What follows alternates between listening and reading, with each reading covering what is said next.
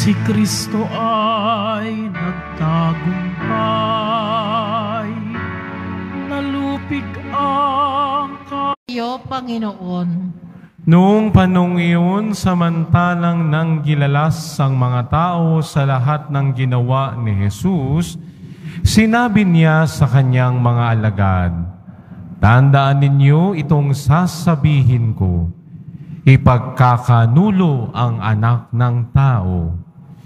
Ngunit hindi nila ito naunawaan pagkat inilingid ito sa kanila.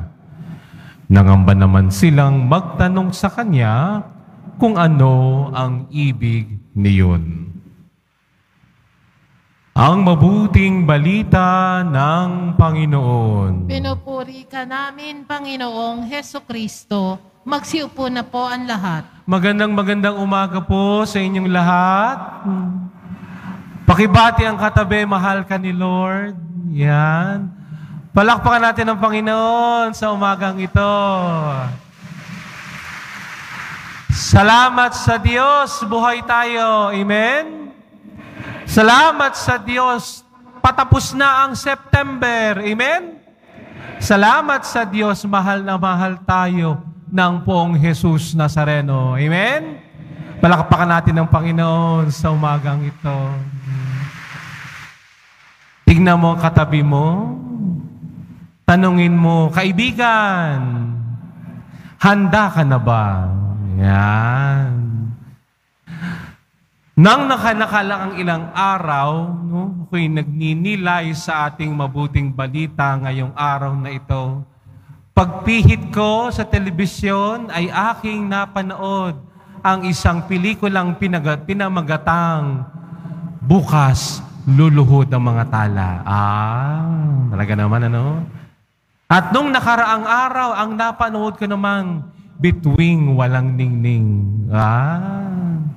At kagabi, ang napanood ko naman, Babangon Ako at Dudurugin Kita. No? Tayong mga Pilipino, ang dami nating mga matatalinhagang mga salita. No?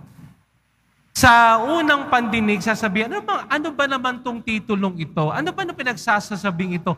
Parang napakahirap unawaan. Napakanahirap unawain, no? Para baga noon, may mga senior tayo din, di ba?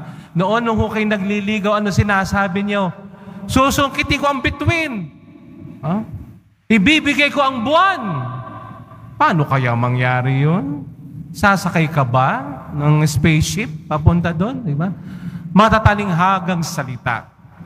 Subalit sa matatalinghagang salita, makikita at malalaman natin ang malalim na karunungan at kaalaman. Halimbawa, ang salitang bituing walang ningning, anong ibig sabihin nun? Walang silbi ang isang bituin kung wala itong ilaw. Pag sinabing bukas luluhod ang mga tala, hindi all the time nasa baba ka. Dadating ang panahon, ikaw naman ang nasa itaas. Sa ating mabuting balita ay sinabi ng Panginoon sa kanyang mga alagad, tandaan ninyo, ipagkakanulo ang anak ng tao. Para bagang sa pangapananalitang ito ng Panginoong Jesus, na kinikinita na natin na siya ay magpapakasakit. Kinikinita na natin na siya ay maghihirap. Nakikita na natin na malapit na ang kanyang kamatayan. Sapagkat pagkatapos nitong tagpong ito, natapos na ang kanyang ministeryo sa Galilea at siya ay pupunta na sa Jerusalem.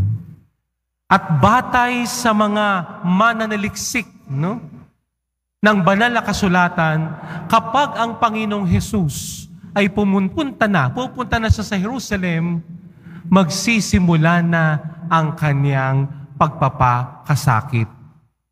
Papunta na siya, no sa pinakadakilang misyon sa kanya ng Diyos Ama. Ano yun? Ang kanyang pagliligtas sa pamamagitan ng kanyang kamatayan at muling pagkabuhay. Amen? Narinig natin sa aklat ni Propeta Zacarias, na dito, Narinig natin ng isang napakagandang pangaral ng Panginoon sa bayang Israel. Binibigyan sila ng magandang pag-asa. Bakit? Sapagkat ang unang pagbasa ay nagpapaalala sa atin na yung mga nawala, yung mga napalayas na mga anak ng Israel ay babalik na sa kanyang sariling bayan. Sapagkat ang Israel po ay nasakop, no? Nasakop sila ng mga Babylonian. Subalit nang umupo ang mga Persians, no, sa panahon ni Haring Dario, pinababalik lahat, no, ang mga tao sa kanilang bayan. At ang propeta Zacarias ay nagbibigay ng napakagandang larawan.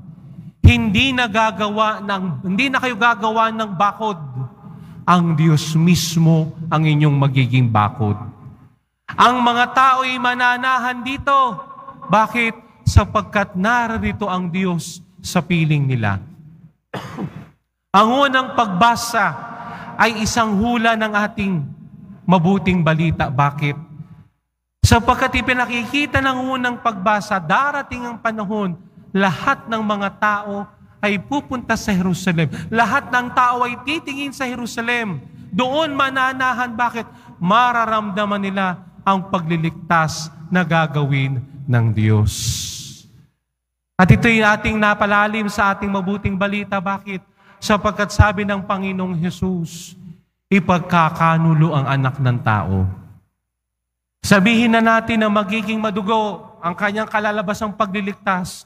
Subalit sa pamamagitan ng kanyang pagpapakahirap, kamatayan at muling pagkabuhay, lahat ng naniniwala sa kanya ay maliligtas at magkakaroon ng buhay na walang hanggan. Amen? Sinong gusto ng buhay na walang hanggan? Taas ang kamay. Palakpakan natin ang Panginoon sa umagang ito. At paano natin malalaman ang buhay na walang hanggan? Ngayon ay kapistahan ni San Jeronimo, isang pantas ng simbahan. At sinabi niya ay ganito, ignorance of scriptures is ignorance of Christ. Sabay-sabay nga tayo. Ignorance of scripture is ignorance of Christ. Sabi mo sa katabi mo, ignorance of scriptures is ignorant of Christ. Tingnan mo ulit yung katabi mo. Tingnan niyo po yung katabi mo. Huwag ako tignan nyo. Kita ko kayo. Tingnan niyo katabi nyo. Tanungin niyo yung katabi ninyo. Sige po, tanungin niyo. Sabi niyo, brother. Huy, tanungin niyo yung katabi nyo. Sabi niyo, brother, sister, nagbabasa ka ba ng Bible?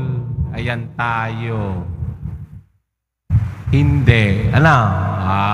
Tandaan ho natin, makikilala natin si Kristo sa pamamagitan ng banal na Biblia. At nagkakaroon ito, no, ng sabihin natin katauhan, nagkakaroon ng laman sa pamamagitan ng banal na misa. Kaya tamo ang unang parte ng misa, pagpapahayag ng salita ng Diyos. Bakit? Ito ang kanyang pagliligtas. Kwento ito ng kanyang pagliligtas. Pagdating sa pagmimisa, lalo na sa Eucharistia, kung saan ang tinapay at alak ay naging katawan at dugo ni Kristo, hindi lang natin nasasaksihan, kundi ipinamamalas at pinakikita ng Diyos ang kanyang pagliligtas sa pamamagitan ni Kristo. Amen? Kaya nga po mga minamahal kong mga mananampalataya at deboto, no? Tayo ay pinapaalalahanan na tayo ay hindi lang dapat nakatuon sa ating mga nobinaryo. Basa-basa naman ng Bible, no?